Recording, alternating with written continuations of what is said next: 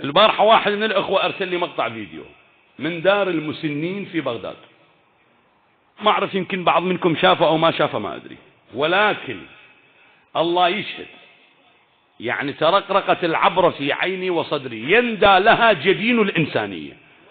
احنا نقول ليش ندعو الله ما يستجيب دعائنا؟ لأنه أكو عندنا مثل ما أنتم الآن أخيار طيبين تتقدمون وتقتربون بحب الله من خلال أهل بيته، أكو ناس ذنوبهم جاي تظلل علينا ما تخلي دعائنا يصعد. العياذ بالله. دار مسنين، مرة عجوز ربت الابن وسهرت عليه وكبرت، ويروح الابن يتزوج، وهاي الزوجة إذا اجت ما تخاف الله، دخيل الله وأهل البيت. إياكم وخضراء الدمن. هاي المرأة الحسناء في منبت السوء إذا دخلت بعائلة نسأل الله حسن العاقبة، يعني تفلشها أكيدا تفككها العائلة.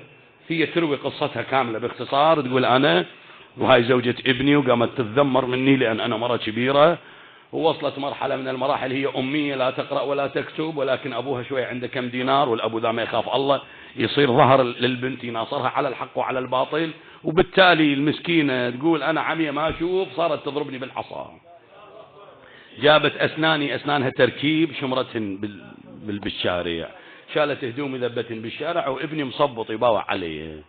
ابنها اسمه مثنى يداوم بكافتريا بكلية الصيدلة، بلكي يسمعوني أهل بغداد يطلعون فد اثنين ذلم خشنة ماكو يلزموه بكلية الصيدلة يمدوه توافيها الحقير هذا جل الله السامع.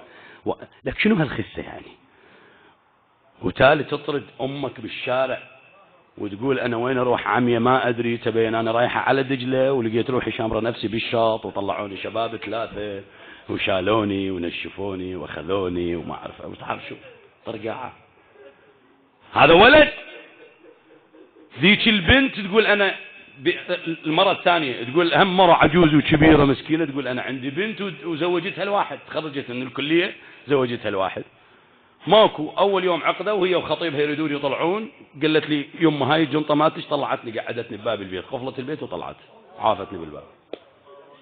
رحت منها رديت منها، خلف الله على دار المسنين أخذوني. يسألها هذا اللي ملتقي بيها يقول لها حجية هم اجوك هنا للبيت لدار المسنين؟ قالت والله اجتني بنتي وقعتني، انا ما ادري عليه من وقعت، طلع البيت اللي انا قاعده بيه باسمي وانباع له ب 450 مليون، اخذوا مني البيت والفلوس ودارجوهم وراحوا.